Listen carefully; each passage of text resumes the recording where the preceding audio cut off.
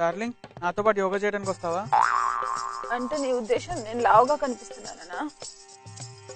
అది కాదే, యోగా ఆరోగ్యానికి మంచిదని. ఆహా, నేను రోగిష్టాన్లా కనిపిస్తున్నానా?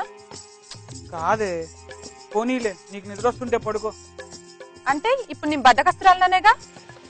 బాబోయ్, నువ్వు నన్ను అపార్థం చేసుకుంటున్నావే. ఓహో, అంటే నేను నిన్ను అర్థం చేసుకోలేదన్నమాట.